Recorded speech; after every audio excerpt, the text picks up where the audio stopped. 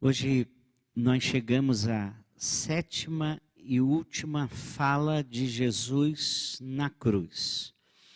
Ele, na sexta fala, ele disse, está consumado, tetelestai. Se você não acompanhou essa série de estudos, se quiser, estão todos eles na página da igreja, no YouTube, na internet. E você que, se quiser, pode acompanhá-la. Eu estava olhando essa página dessas falas e me lembrei que ao redor da cruz nós temos também algumas posições e algumas falas muito interessantes. Então eu vou dar prosseguimento com pelo menos mais 3 falas ao redor da cruz, tá? Agora, eu vou dar uma boa notícia que não tem nada a ver com isso. Depois do culto, nós vamos ter um chocolate quente. Então, tenha não saia correndo aí mesmo porque está muito frio.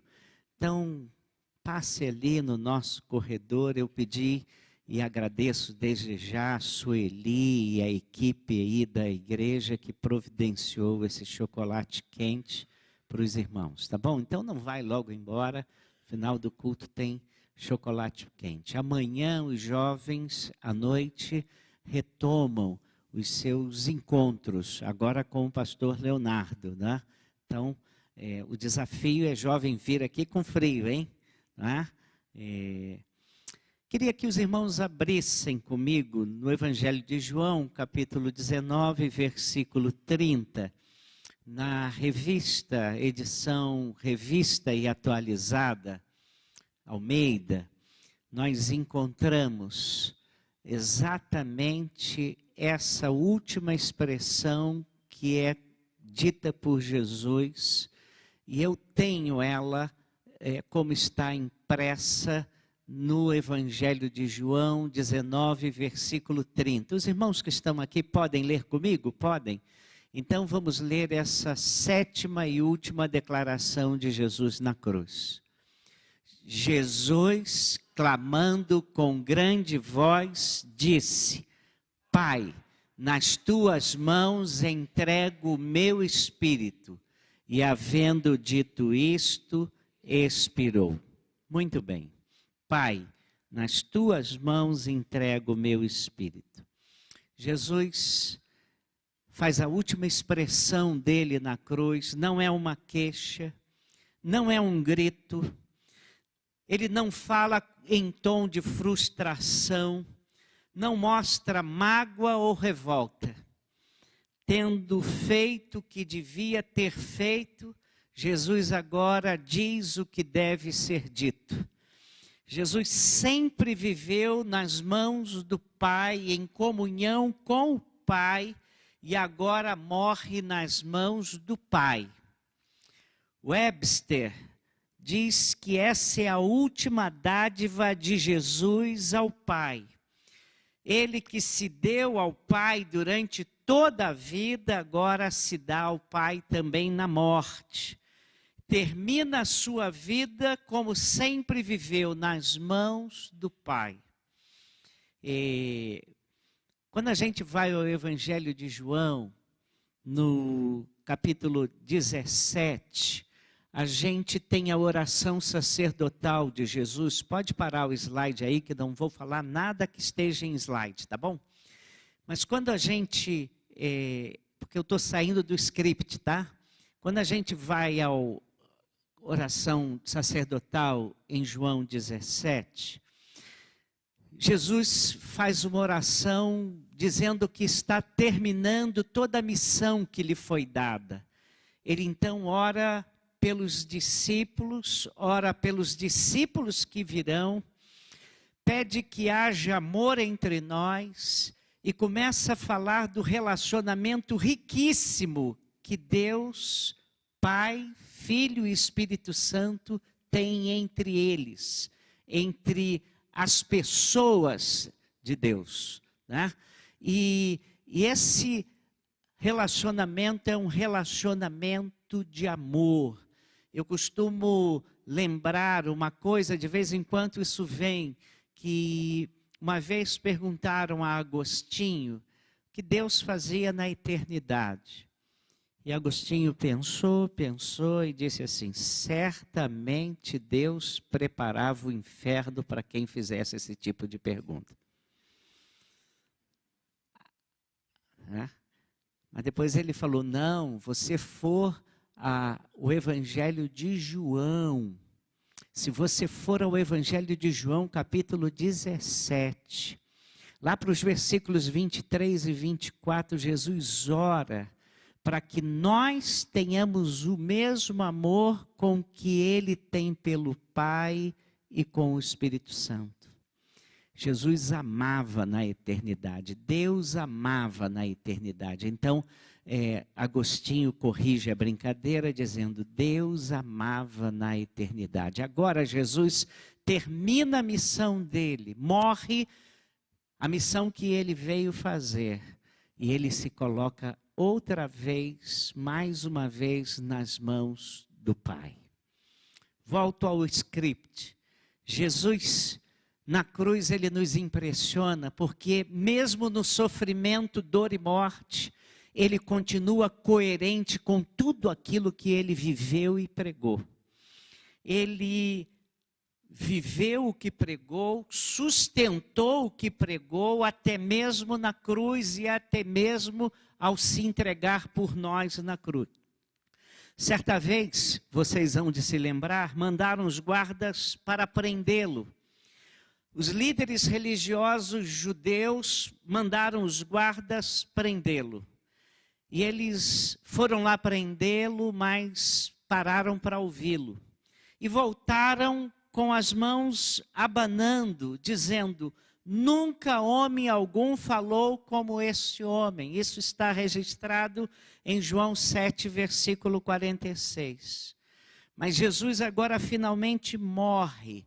Consuma-se aqui o ato de maior brutalidade dos homens em todas as épocas. Nós estamos vivendo dias difíceis. No Brasil, especificamente, a violência está cada vez maior. Uma vez aqui num culto de oração, eu tomei um susto muito grande, porque uma irmãzinha disse assim: eu queria oração porque eu vou ao Rio amanhã.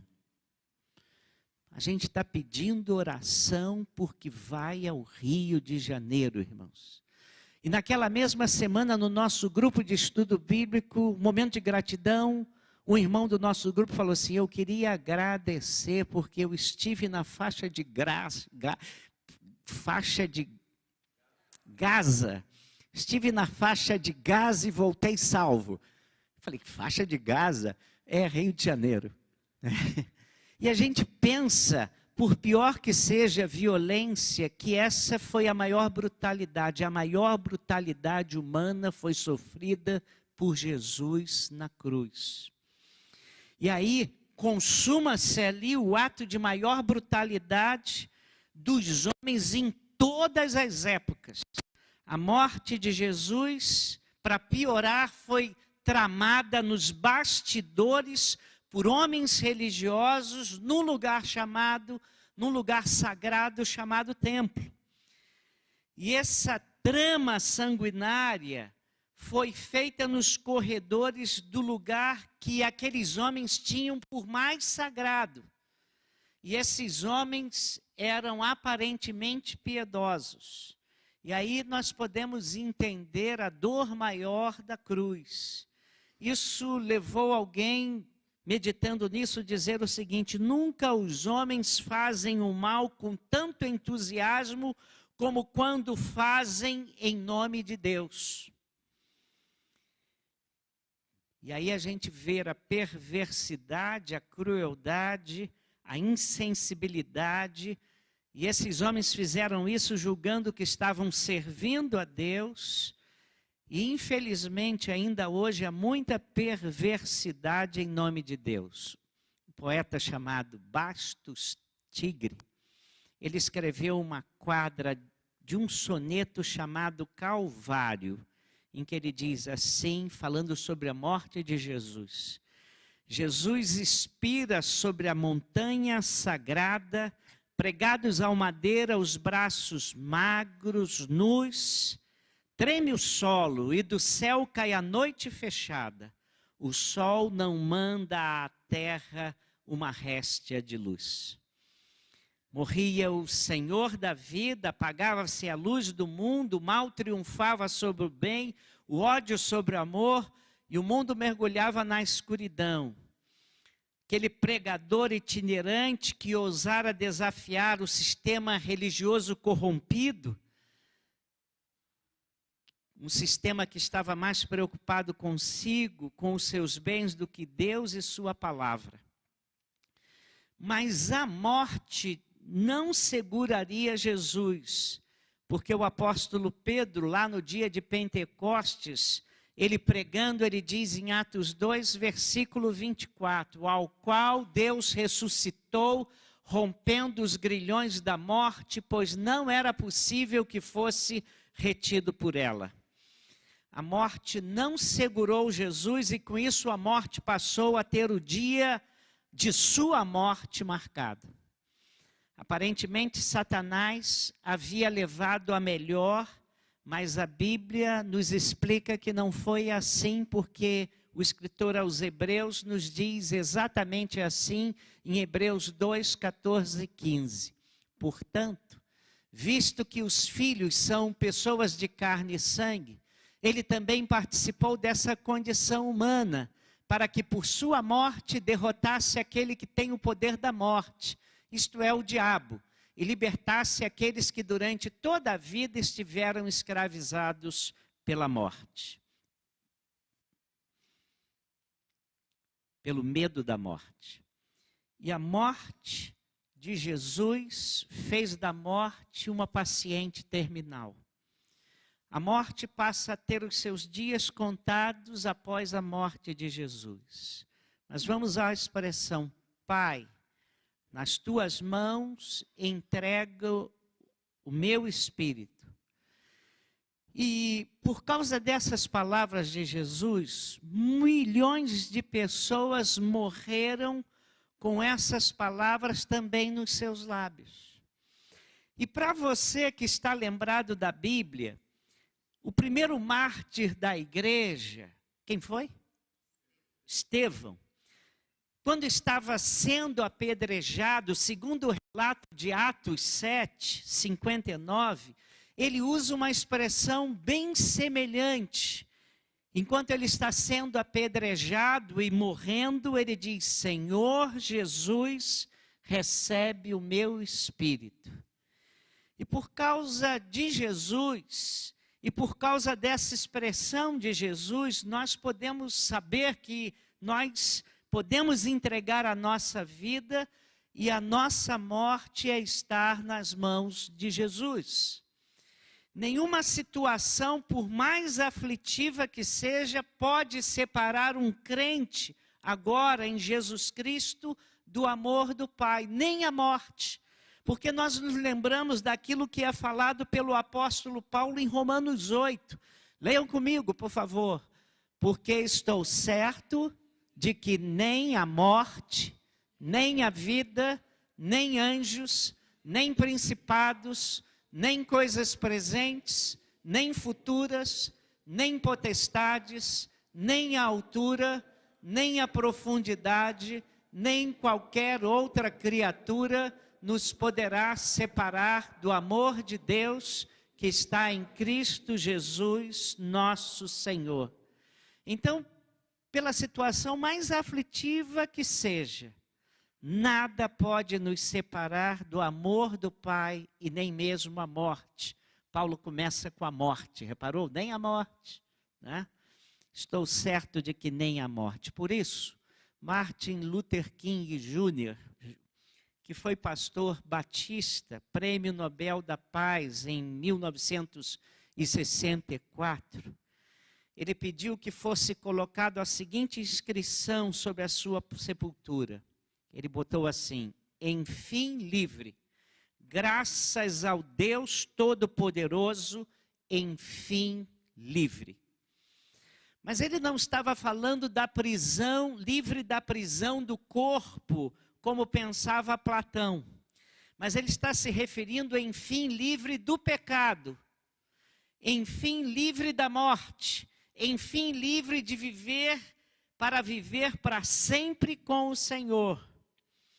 E, na verdade, essa frase, nas tuas mãos entrego o meu espírito, essas palavras de Jesus são baseadas no Salmo 31, versículo 5. E aí a gente vai acompanhando as falas de Jesus na cruz, e há uma coerência enorme, como acabei de falar, daquilo que Jesus viveu. Todo o ministério de Jesus, Jesus apontava para a palavra de Deus e para as Escrituras. Lembra-se, ele é tentado e na tentação ele cita as Escrituras. Ele é interrogado e ele diz, o que dizem as Escrituras? E ele volta e meia cita um texto bíblico. E ele está morrendo. E ele morre citando as Escrituras, Deus meu, por que me desamparaste? Nós já vimos que é o Salmo 32. Ele ainda há pouco usou o Salmo 69. E agora a última palavra da cruz é o Salmo 31, 5.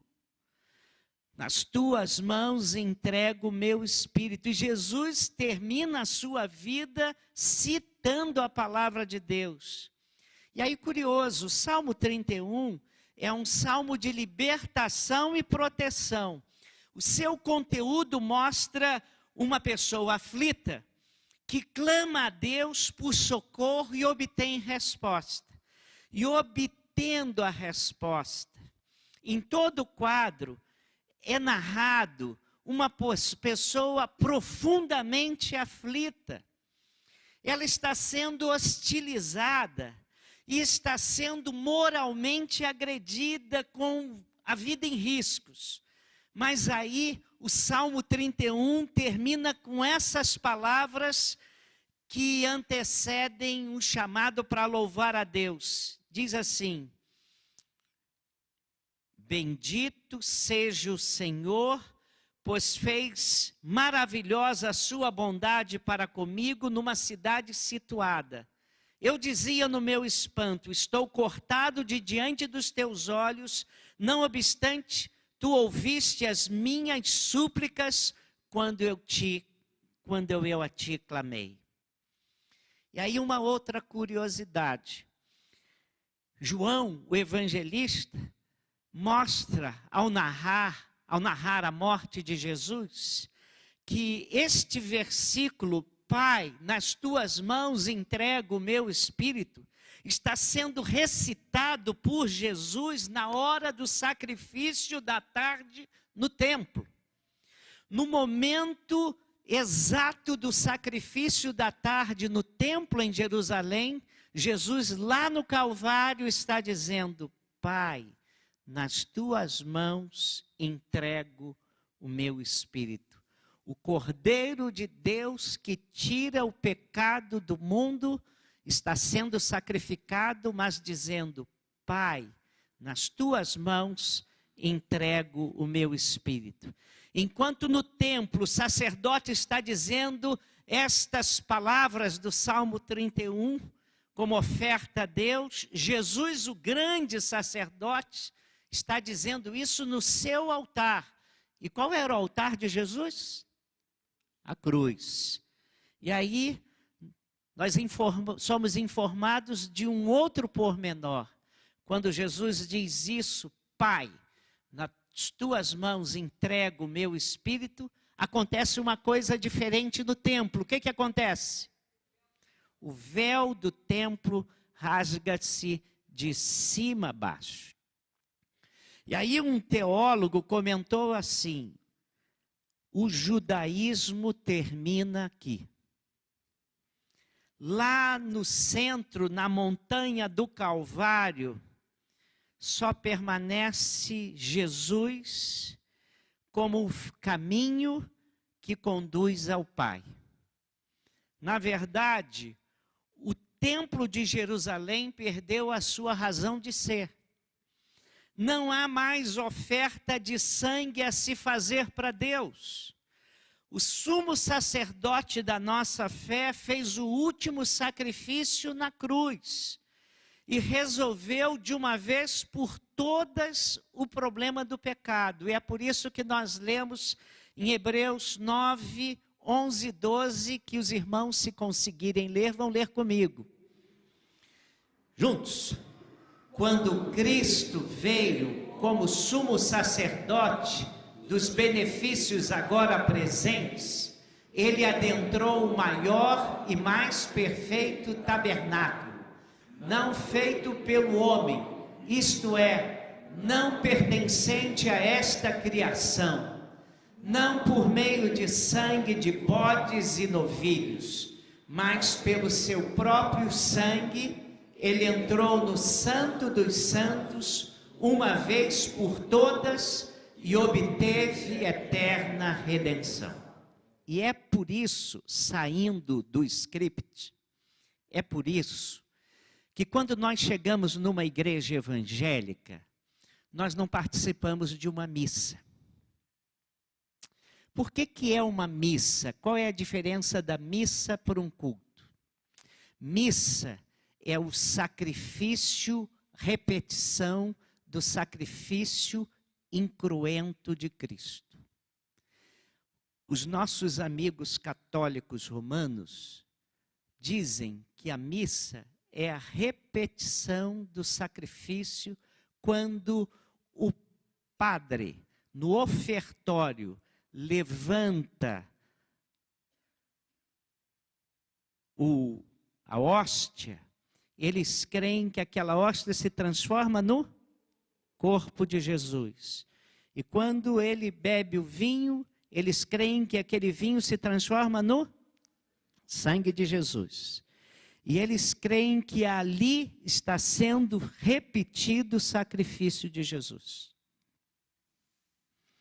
E nós temos um carinho muito grande pelos nossos amigos católicos, mas nós não podemos concordar com essa teologia, e falamos isso com muito amor, porque é o que acabamos de ler uma vez por todas. Jesus fez o sacrifício perfeito e obteve eterna redenção. Por isso nós não temos missa, temos um culto de louvor, gratidão, celebração da grande salvação que nós temos em Cristo. Volto ao script. A cruz foi o altar onde Jesus aniquilou, destruiu, extinguiu, apagou o pecado. Não há mais sacrifício a fazer, não há mais nada para ofertar, não há mais sangue algum para derramar. E aí eu venho para a ceia do Senhor. Lá na ceia do Senhor, quando Jesus a instituiu, ele estava dizendo que estava no fim o sistema de sacrifícios do próprio templo em Jerusalém. Por isso, um pastor querido, ele na ceia do Senhor, ele sempre dizia o seguinte: a ceia é a certidão de nascimento da igreja. É a declaração de que vai surgir o novo povo de Deus, um povo multiétnico. O filho do novo pacto, pacto escrito com os filhos do novo pacto, pacto escrito com o sangue de Jesus. E aí é quando a gente vai a Apocalipse, capítulo 5, 9 e 10, a gente lê assim, leiam comigo. E cantavam um cântico novo, dizendo: digno és de tomar o livro e de abrir os seus selos, porque foste morto e com o seu sangue compraste para Deus homens de toda tribo, língua e povo e nação, e para o nosso Deus fizeste reino e sacerdotes, e eles reinarão sobre a terra. Agora quero destacar uma outra palavra dita por Jesus: entrego. Jesus está dizendo que lá na cruz ele está entregando a sua vida ao Pai. É ele, Jesus, quem está entregando a sua própria vida ao Pai. É totalmente diferente da teologia de Datena. Uma vez eu estava vendo Datena, vocês sabem do que eu estou falando, né? Aquele programa maravilhoso que tem na televisão que fala de crime, né? Bom, eu estava vendo Datena e o Datena estava comentando um crime, uma barbaridade lá. Ele falou, fazer o quê? Fazer o quê? Jesus que veio ao mundo, quis fazer o bem e o homem pegou Jesus e jogou na cruz. Não aceitou e ele morreu na cruz, não conseguiu fazer o que ele queria. Teologia de Datena, que não tem nada a ver com o que Jesus está dizendo. O que Jesus está dizendo? Pai, nas tuas mãos, entrego. Ele, irmãos, é ele quem entrega a vida ao Pai. Não a tiraram dele, não. Mas ele mesmo a entregou deliberada e conscientemente. E quando Jesus estava falando em João 10 sobre o bom pastor, que ele era o bom pastor e o bom pastor dá a vida pelas suas ovelhas, lembra-se disso? Em João 10, 17 e 18, muito antes da cruz, olha o que Jesus disse, vamos ler todos juntos. Por isso é que meu Pai me ama, porque eu dou a minha vida para retomá-la. Ninguém a tira de mim, mas eu a dou por minha espontânea vontade. Tenho autoridade para dá-la e para retomá-la. Esta ordem recebi de meu Pai. Este mandamento recebi de meu Pai. Dou a minha vida para retomar. Irmãos, os evangelhos são muito claros. Jesus resolveu dar a sua vida pelo mundo. Assim, ele provaria o seu amor pela humanidade. E assim, o Evangelho de João nos garante que ninguém tem maior amor do que este, de dar alguém a sua vida pelos seus amigos. E aí, ele diz, Pai, nas tuas mãos entrego. Mas entrega nas mãos de quem? Do Pai. São as nossas mãos que seguram as coisas, com elas nós seguramos objetos, seguramos coisas, pessoas, mas na linguagem bíblica, estar nas mãos de alguém é estar dependente de alguém. Você está lembrado de um episódio na Bíblia? Davi resolveu fazer um recenseamento do povo de Deus. E um dia até eu acho que eu tinha que fazer um estudo sobre isso, porque há duas expressões lá falando desse recenseamento de Davi. Qualquer dia a gente volta para falar nisso, como eu vou voltar para falar aqui um estudo específico sobre Saul consultando a pitonisa de Endor, tá? Eu vou fazer um estudo específico sobre isso. Mas voltemos. Se você está lembrado, Davi, por uma razão muito egoísta, ele vai fazer um recenseamento. Isso está narrado no livro de Samuel. E Deus não gostou nada daquilo, e Deus decidiu julgar Davi, punir Davi, e através do profeta Gade, deu a Davi 3 opções de castigo e punição por isso. Lembra-se disso? E Davi finalmente disse o seguinte, olha o que Davi disse para Deus, estou em grande angústia, porém caiamos nas mãos do Senhor, porque muitas são as suas misericórdias, mas nas mãos dos homens não caia eu. Deus deu 3 opções, 2 delas era cair nas mãos de homens. E ele disse, que eu caia nas mãos de Deus, porque Deus é misericordioso. Né? As mãos de Deus, são nas mãos de Deus que Jesus entrega o Espírito. É um ato de confiança final do Salvador, que nos mostra que nas mãos do Pai há descanso. E Ele entrega o seu Espírito, a sua vida a Deus. Ele está entregando o fôlego da vida. E um tradutor registrou essa frase assim: Pai, entrego nas tuas mãos o meu sopro.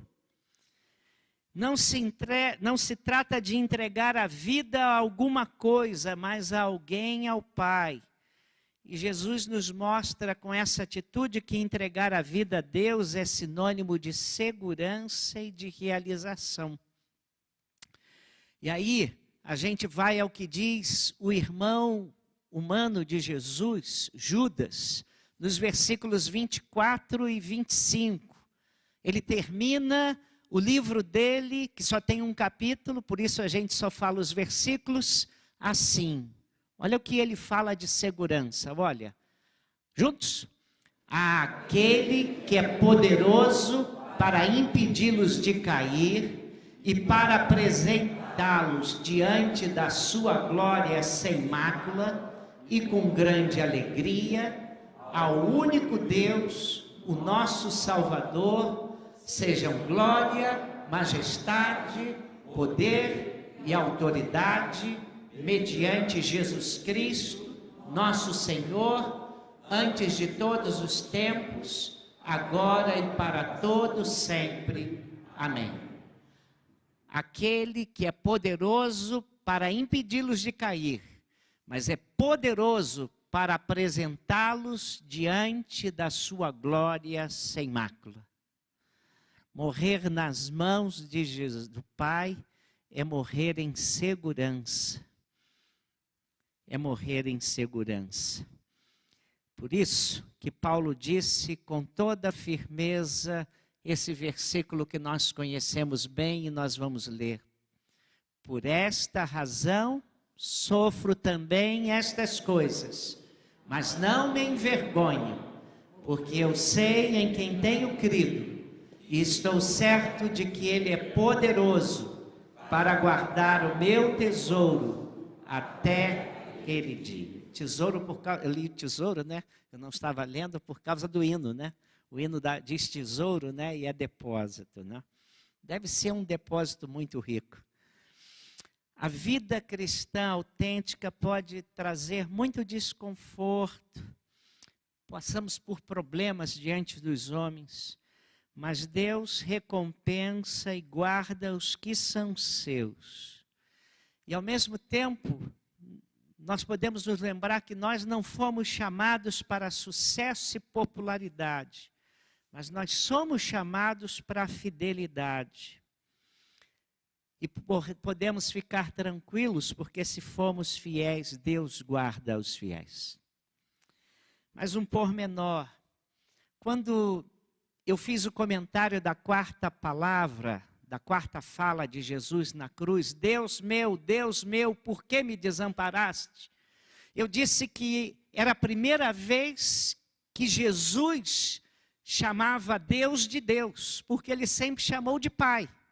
Mas ali na cruz ele cita o Salmo 22 e chama o Pai de Deus. Mas naquele exato momento ele diz, Deus meu, e não Pai, porque o fardo do pecado de toda a humanidade estava sobre ele. E momentaneamente, o Pai se afastara de Jesus. Agora a questão do pecado estava resolvida.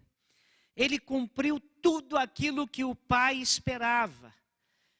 E Jesus agradou por inteiro o Pai, agradou em tudo.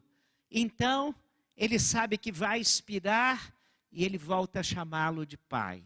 e não de Deus, o que ele sempre chamou. E durante o sofrimento, ele estava pagando os pecados da humanidade. Agora, ao morrer, os pecados estão aniquilados, perdoados.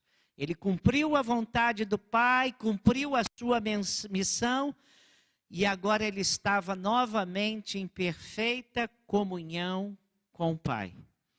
É por isso que nós, cristãos, podemos também chamar Deus de Pai. Porque a Bíblia diz assim, não põe o texto não, que eu vou testar o conhecimento bíblico dos irmãos, João 1,12. Mas a todos quantos o receberam,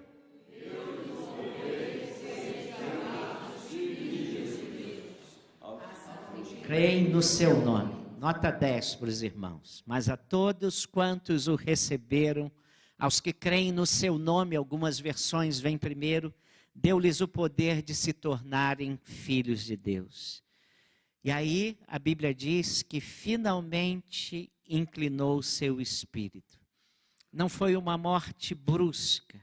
Ele inclinou a cabeça, ele morreu com a certeza de que havia feito tudo que deveria ter feito, de ter cumprido tudo que o Pai esperava, de ter mudado o curso da história, de ter completado tudo que era dito sobre ele nas Escrituras. Jesus não é um fracassado, mas é um homem realizado que cumpriu a sua missão. Marcou o seu nome para sempre na história.